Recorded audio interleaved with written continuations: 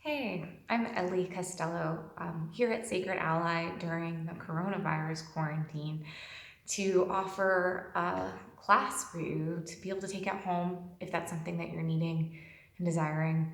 Plus, it'll be really fun to get to share with my friends and family, as this is the first time I've done any kind of recorded class. So I'm glad you're along for the ride. We're gonna do some basics today to kind of open ourselves up, feel grounded, and just get the body moving a little bit. And then I'll be back different weeks to work on and towards different poses. So yeah, looking forward to it. Some of the things you'll need that I encourage you to find around your house with useful items: a blanket, some kind of support. You can see mine on my mat. A strap doesn't have to be a yoga strap, could be a belt, could be a long sock, could be a t-shirt you don't really care about that you can pull on and stretch a little bit, whatever you'd like to use for that. And then I really love having some kind of block handy. It doesn't have to be a yoga block, could be a very thick book for you readers and dictionary lovers, could be, a low table, even something that you could use for support. Um, Yeah, I could be a thick, hardy pillow because sometimes we'll squeeze it between our legs, stuff like that. So as we go through, feel creative with what you've got at home. Okay, so gathering the things you need and then joining me in a comfortable seat. We take a moment just to recognize that we're here, we're creating space for ourselves, grounding into the mat, relaxing as much as we can the lower body, letting go.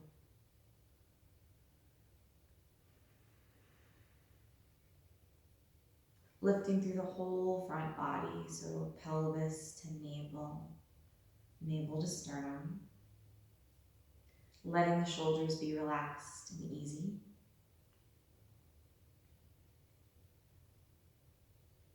Closing the eyes if it's comfortable and taking just a couple of breaths.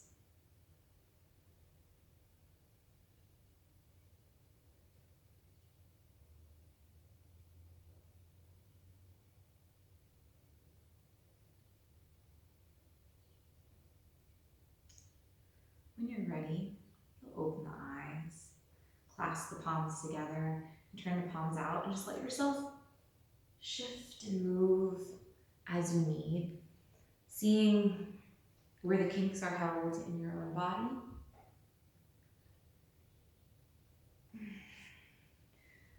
Not requiring yourself to look or be in any certain way.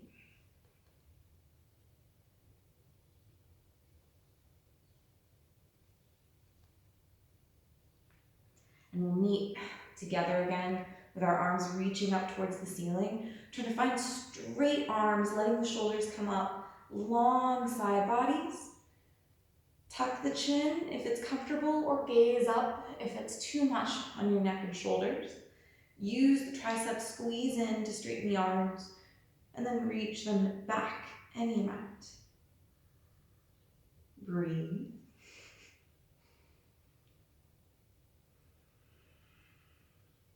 Letting that clasp slip and the hands come down to shoulder height. Dropping the shoulders down the back body and they pull together. Drop everything except your pointer finger and thumb. And just really reach with the tips of those fingers, trying to feel the ends of the nervous system tingling. I always like to credit people who have taught me things along the way, and this one came from Val, who owns Aspen Leaf Yoga down in Hamilton. Turning the palms up, bending the elbows. Try to reach your thumbs back behind you. Iron Serena, another teacher of mine, who would say, and then we'll stay here for the rest of class. It would be a challenging class, I promise. Gratefully moving on, letting the hands come down, clasping the palms together behind the back. So palms come together if it's available, maybe they're apart. If it's not, really rolling the shoulders back and down. Reach the knuckles towards the floor. The heart will lift in response. After a breath or so, maybe you could reach the arms up any amount behind you.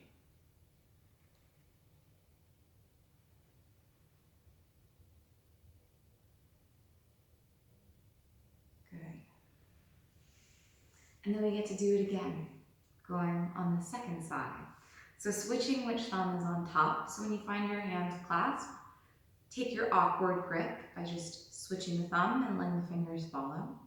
And then once again, feeling out what your body might need, a second side. I always need twists. I always need curls. I always need side body stretches. So you finding some of those things on your own.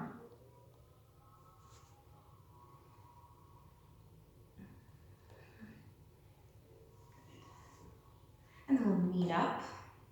Arms are reaching up. Long side bodies, long through the arms. Shoulders are up. Good breaths through that whole back spine, through your shoulders. Maybe the arms can reach back.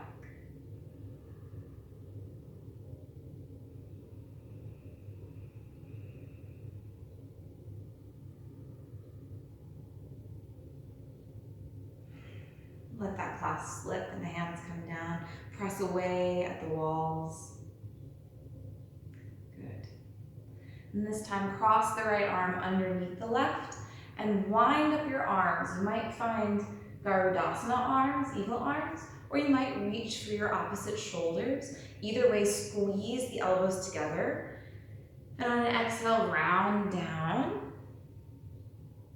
And on an inhale, stack yourself up.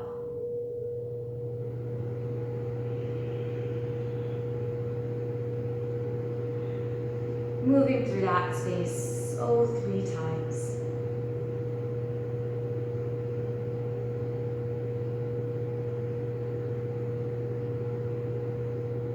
After the third time, releasing the arms back out. Left arm crosses under right, and either winding up Garudasana or grabbing for your shoulders. Elbows squeeze together, lifting up and away from the heart. Exhale to round down. Inhale to stack.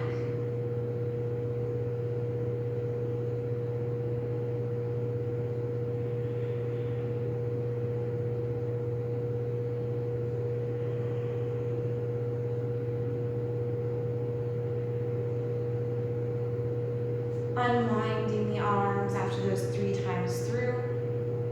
Clasping your hands once again together behind the back. Finding your awkward grip. Roll the shoulders back. Reach the knuckles towards the floor, heart lifts. And maybe reach the arms up behind you.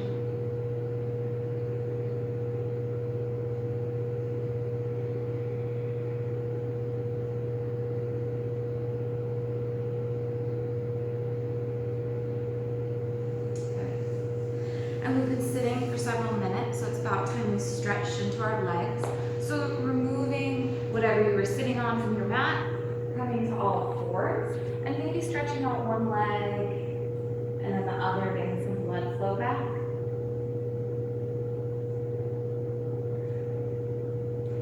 Good. And here I'd love for us to take a wide leg child's pose. So take your time. Always feel free to take more time than I might give, and you could pause the video if you need to and stretch out a little bit longer if you're enjoying something. Bring the knees wide and the toes together and set yourself back into a wide leg child's pose. You'll walk your hands forward and let the forehead come down to the floor. Now I want you to be active through the arms, so spread the fingers wide, roll the shoulders apart, so separating the shoulder blades a little bit as the shoulders move down the back body. Press into the palms, encourage the hips back towards the heels, straight arms. Deep breath through the back body.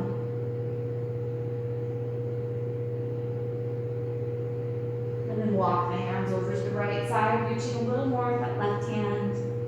Staying grounded through the seat, encouraging the hips towards the heels as you breathe into the side ribs.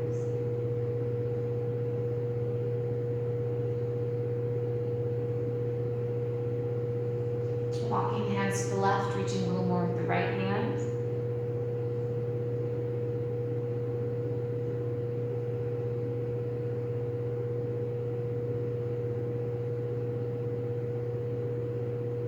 And then returning to center, bringing the knees together to your normal hips width distance, sending yourself back into a child pose. And then we're going to drag nose, chest, and chin along the floor, finding our bellies, lifting up into a low cobra, so shoulders roll back and down. And then pressing up, finding a modified from the knees plank. Let the hips send themselves back. Taking that again, knees, nose, chest, and chin along the floor. Inhale up. Face the floor, press up, and send the hips back. One more time.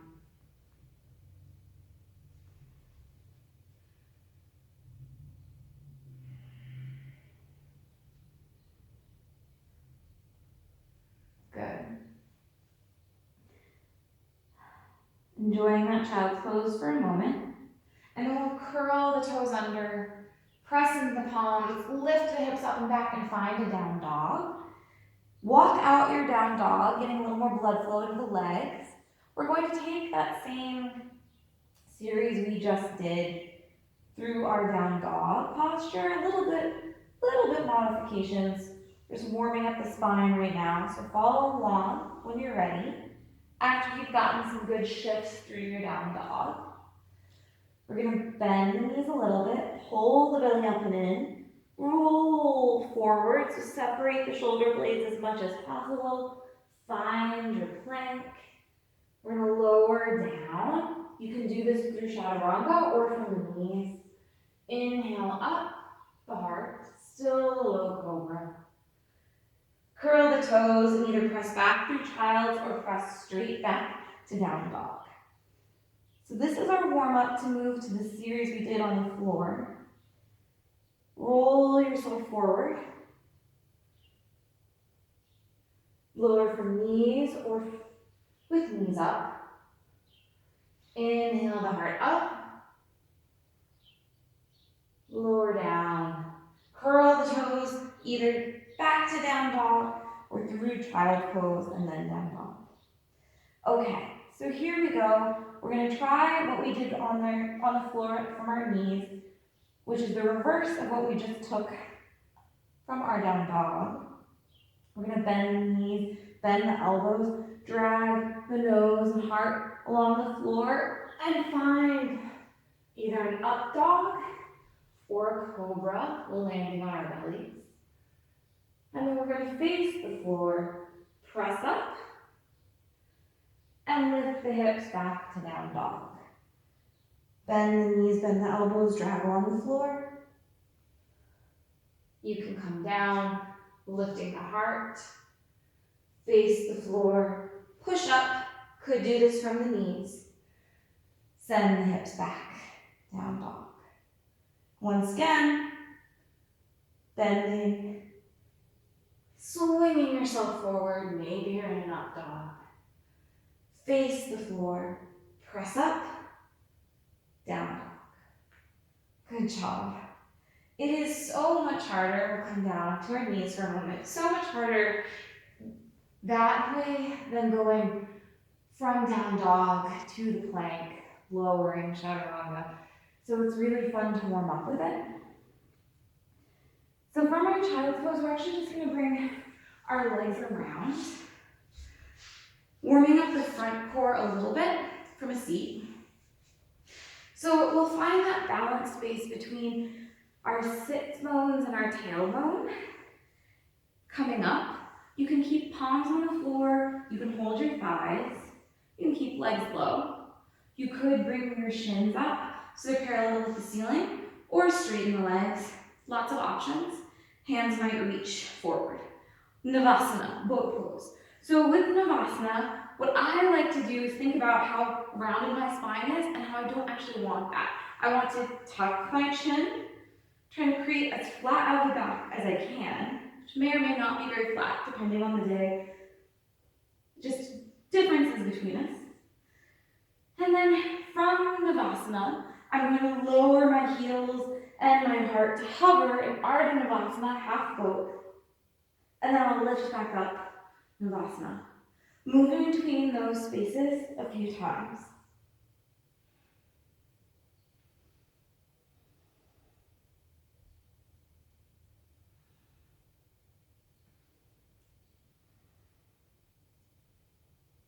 Good. Pausing in your Navasana, shift the weight to one hip and turn towards that side, and then move as if you're floating through space, reaching for your space ice cream, or your toothpaste is going one way and your toothbrush is going the other, and you've got to grab them both. And then shift to the other side, and once again, finding equal but different spaceman movements. Good. And then returning to center, letting the feet set down, grabbing the backs and the thighs, rounding the spine. Good. We'll straighten our legs out, finding a seat, moving the stuff out from beneath us so that we can really sit up tall in Dandasana. Flex the toes back towards you, flex the quads so you press down. Just plant one hand behind you and let the other come to the outside of your leg, finding a gentle twist. You might gaze over your opposite shoulder. Drop the shoulder blades down the back body, sit up tall. Inhale to center. Opposite hand from your first side plants behind you. Reach outside your leg and twist. Maybe you gaze over your shoulder. Maybe that's not for you. You can keep your neck straight. Drop the shoulder blades down and pull them together.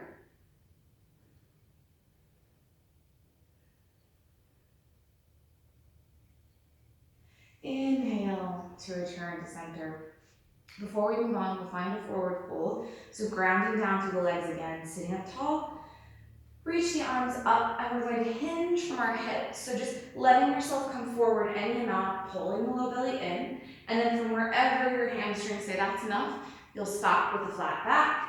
You'll try to broaden your collarbones, pulling the heart towards your feet. Good, and then let yourself sit up tall. Come around to all fours. Take a moment to find some movements you might like. So just like at the start of class, choosing your own adventure, cats and cows, maybe barrel rolls, maybe dropping one elbow and then the other, finding some more twists, anything that you like here. Before we curl the toes under, hips go up and back, down dog. Press firmly into your palms, send the hips back. Pull the low belly in. Maybe bend the knees a lot. Nod yes and no, relax the neck. Open and close the mouth. And then walk the feet towards the hands, towards the fold at the top of the mat. Hanging yes and no. Bending the knees as much as you need to be comfortable here. Maybe you hook the thumbs behind your ears and give a little traction to the back of the neck.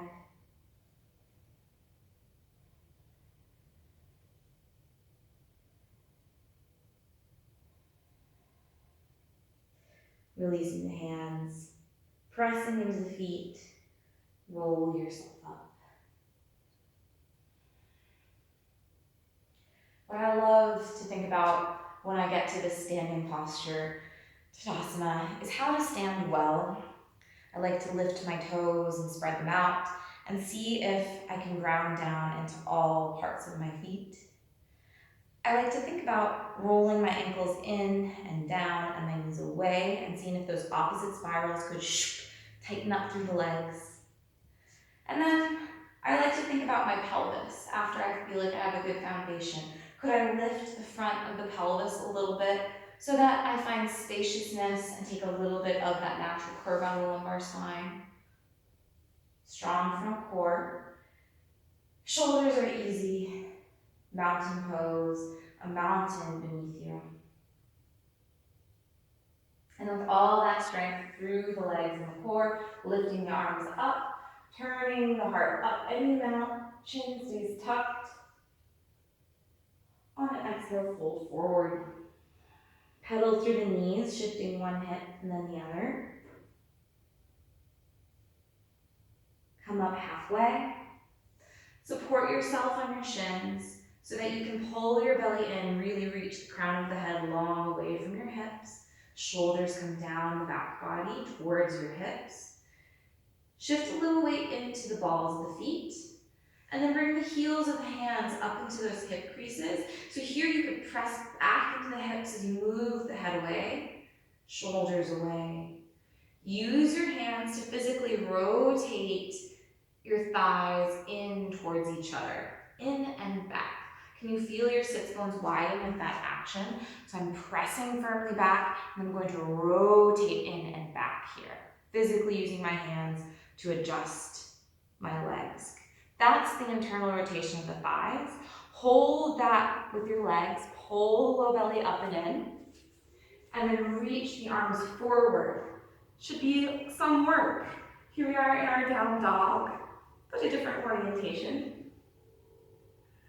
Shift a little weight forward again. Internally rotate the thighs, pull the belly in, reach long. And then bring the hands to the heart, sit back into an invisible chair behind you. And then lift through the whole front body, just like we did from our seat. Pelvis to navel, navel to heart. Sit down. See if it's reasonable to lift your arms, and if you lose any of the work through the back or it feels pinchy, just bring them back down.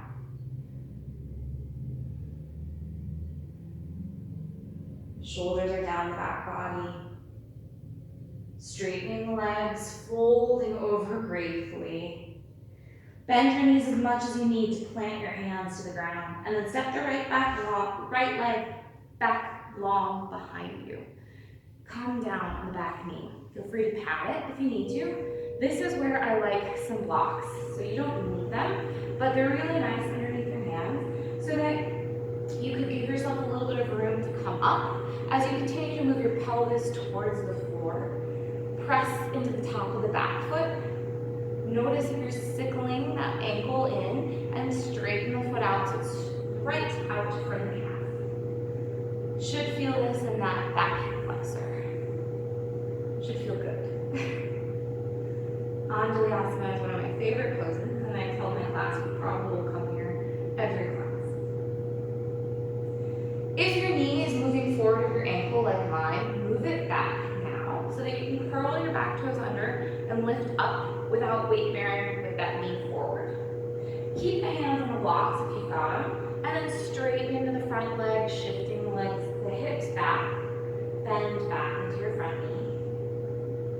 Moving between these spaces a few times, getting some work through the hamstring and the calf. With the bent front knee, move blocks aside, plant your hands down, and step back to find your plank. Always know you can come down to the knees from here. Shift way forward on your tiptoes, and then way back in your heels. Move through that space a couple of times. And then come onto the very tops of the feet, onto your tiptoes, and see if you can windshield wiper the heels side to side. It's awkward, it's not comfortable, it's really good for ankle flexion. Come back with toes curled, and then lower either knees, chest, and chin, or through chaturanga all the way to your back. Plant the hands down underneath your shoulders, roll the shoulders back, pressing the tops of the feet, pressing the pelvis, lift the heart hanging out. Try to drag the heart forward with your hands. Come down, facing the floor.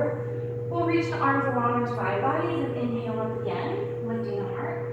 And then look over the left shoulder, reach a little more with the right hand. Look over the right shoulder, reach a little more with the right hand. Move between those spaces a few times.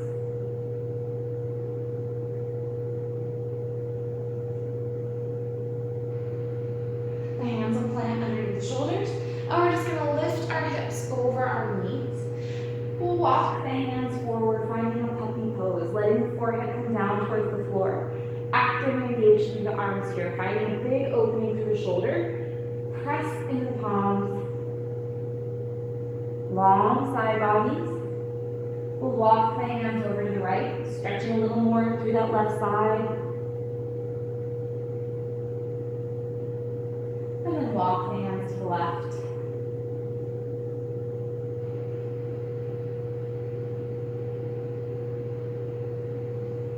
Returning to center, thread the right arm underneath the left. Staying long and straight with that left arm, trying to breathe into our shoulder. Using the lungs to help massage the shoulder and the spine. Or the muscles along the spine, I should say. Reaching out long again and switching sides.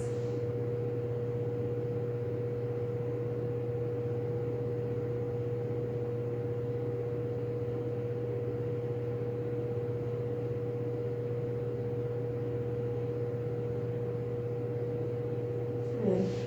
And then walking the hands back in slightly, curling the toes, down dog. We'll step the right foot forward between the hands, coming down onto that back knee to find the second side in Anjali-asana. So you might grab for your blocks again. You might curl the back toes under and press into the top of the back foot. Shift the pelvis towards the floor. Use the blocks to help lift you up if you like.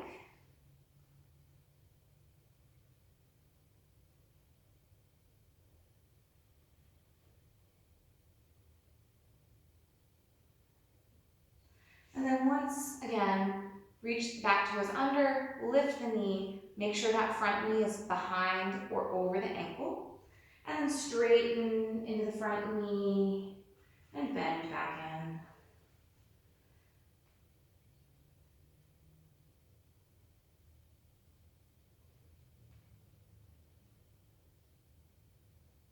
in. Good. Move the blocks aside, frame the front foot with your hands. Step back to your plank once again. Pause here. I really love doing more core stuff in plank, so see if you could shift the weight to your right palm, lift up the right foot, maybe you could lift up the left hand, set it down, shift the weight to the left hand, lift the left foot, lift the right hand. Maybe. No is fine. And then bring both hands down, lowering through chaturanga or knees, chest and chin to the floor. Find your cobra. You can choose this time. You might roll up a little higher. You might really like the hands back behind you and go for that. Couple of breaths. Facing the floor. Press the hips over the knees once again. Find a block and place it at your shoulder height on the floor. And then walk the hands out into that puppy pose, bringing the forehead down. And then we'll walk the hands over to the side with the block on it, reaching long through that opposite arm, bringing your hand to the block on the same side, and pressing in so you can turn your heart towards the block as you continue to sink down towards the floor. I like to keep weight into both of my palms so that the muscles stay engaged and we don't just sink into our extremes.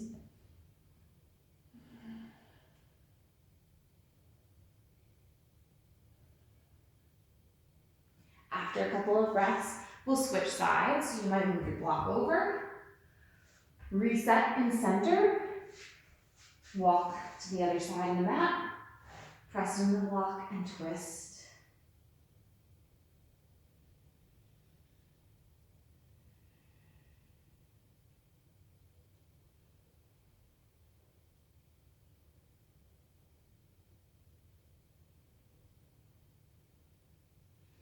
Walking the hands back to center. We'll bring them in somewhat so that you can curl the toes and find your down dog. Step the left foot forward between your hands. Step the right foot forward, finding a fold. Nod yes and no. Relax the jaw. You might like to walk your hands over to one side of the mat and then try to straighten through that leg a little bit more. And then go the other way.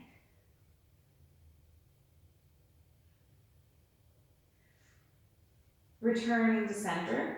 We're going to bend the knees again and sit back into our invisible chair behind us. Move the knees back. Lift through the whole front body and let your hands be at the heart for this one. We'll take a twist, so bringing that right elbow to the left knee. And if that is too much of a twist, you could bring your left palm to the thigh and the right hand to the knee and turn the heart, just finding the appropriate spot for you. The right knee does come forward and shifts as you twist, always letting yourself shift in the legs and hips when you're twisting so that you're not cranking on your SI joint too much. As long as you can with the breaths through the spine. An inhale will bring you back to center. Reorganize the legs, sit up tall, and then twist to the other side.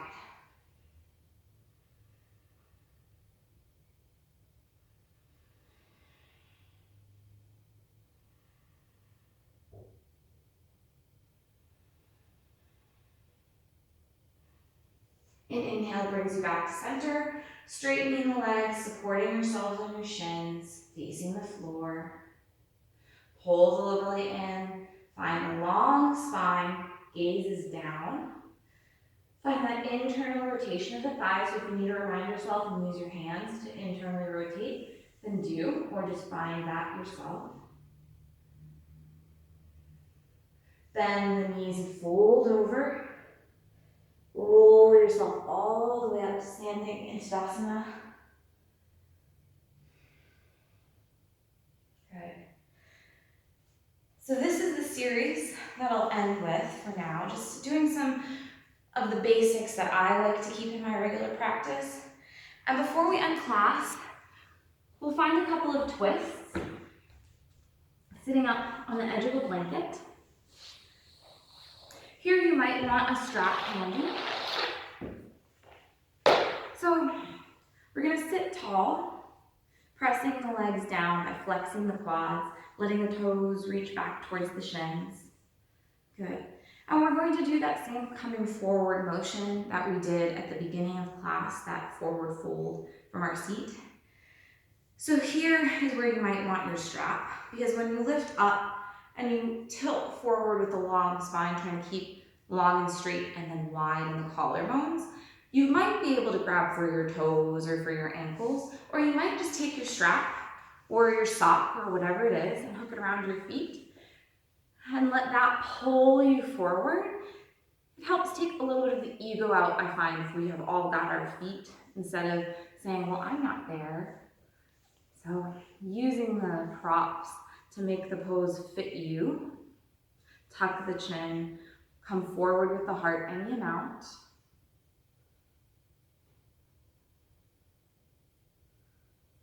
Good. And then from wherever this forward has gotten you, taking either both straps in one hand or reaching to the outside of the foot or the leg, we're going to twist. Reaching back with the opposite hand, pulling the shoulder blades together, shoulders down, away from the ears. One foot will shift forward.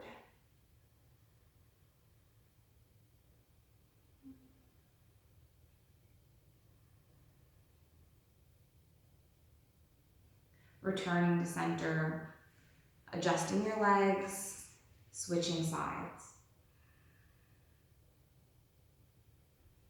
You could have a block behind you and place that down and then press into it to create a long spine.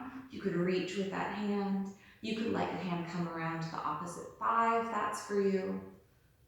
Know that you might look different than how I look. An inhale brings you back to center. You can remove the strap. Good. Shake out the legs a little bit, and we'll make our way down to our backs. So I love the feeling of rolling down. You could just plop yourself down, or you could plant the soles of your feet, reach the arms, pull the belly in, and try to round your spine down to the floor. Good. And then bring the knees in, hands on the knees, and stir up your knees as if you're stirring a big pot. Massaging that low back into the floor. Go both directions.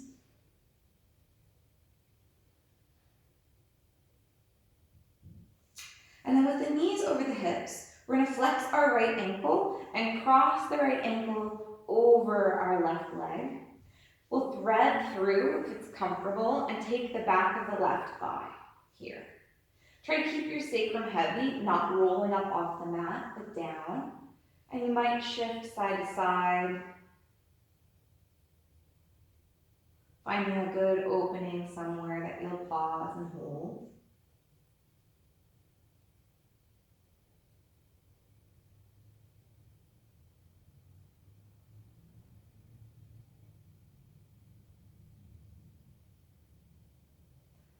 Releasing the leg. We're going to hold the same position with our legs. Keep your shoulders down on the mat and drop the sole of the right foot and the outside of the left leg to the floor, finding a twist. You might reach your arms out. You might hold on to one or both ankles as you settle into this twist for a few moments.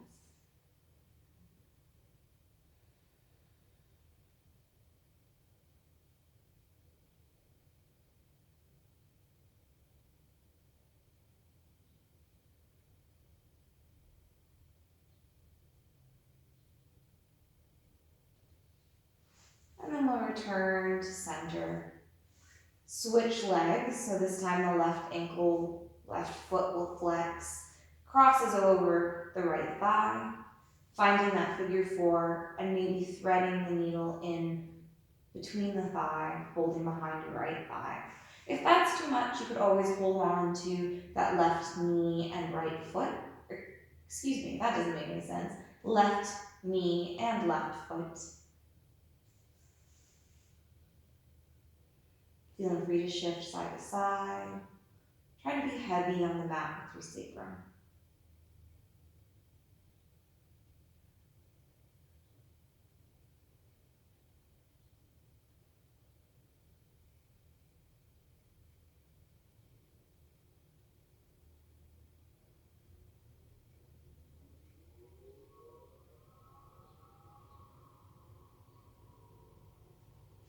And when you're ready, dropping the left sole of the foot and the outside of the right leg down to the mat, keeping shoulders flat on the mat, deciding if you'd like arms out. You wanted to hold one or both ankles through this twist.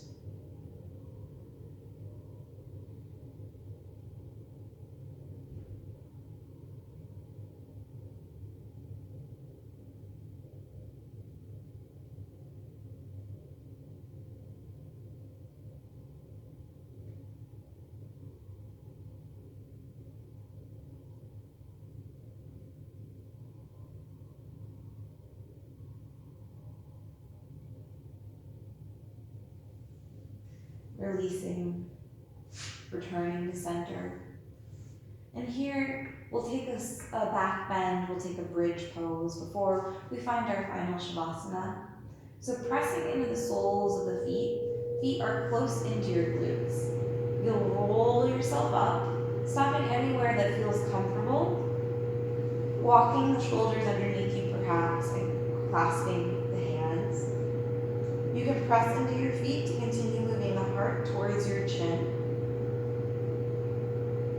Press down through the soles of the feet, even that big toe ball down side so that you're not rolling out.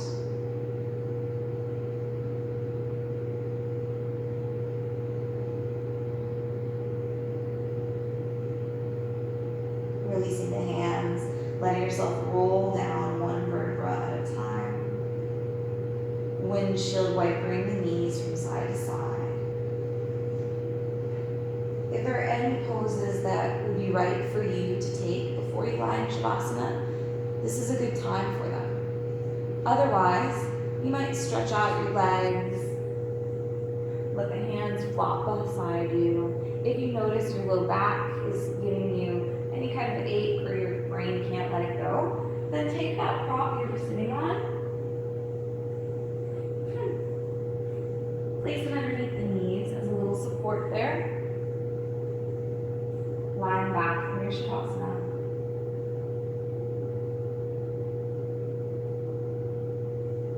Getting all the wiggles out, taking your time to relax here.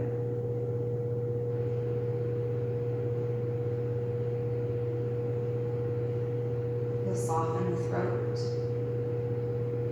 Once again, find space between the teeth. And the tongue falls away from the roof of the mouth. Softening the eyes and the sockets. Smoothing the brow.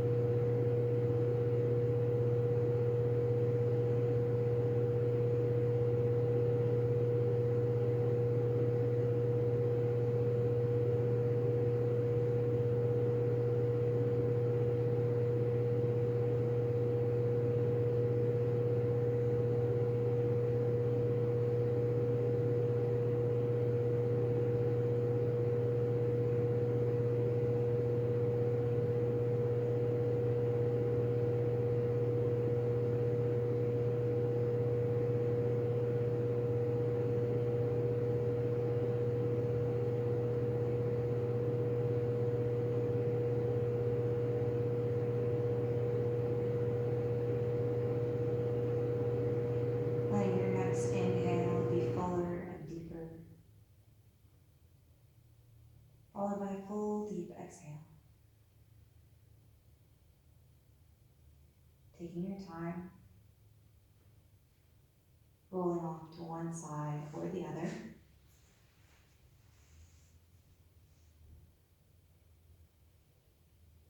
When you're ready to sit up, using your arms to help lift you to a comfortable seat.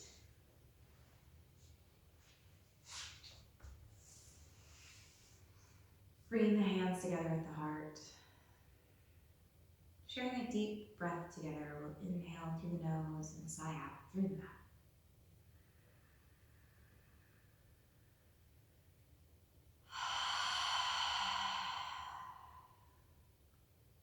Thank you so much for joining me in this home practice. It was my first, and I hope that you and I will both be back for more. I hope these basics also got you moving and paying attention to how your body's feeling while you might be quarantined at home. Some of you with a bunch of small children, you're also trying to keep engaged. So I hope you enjoyed, and I'll see you soon. Go well and stay well. Namaste.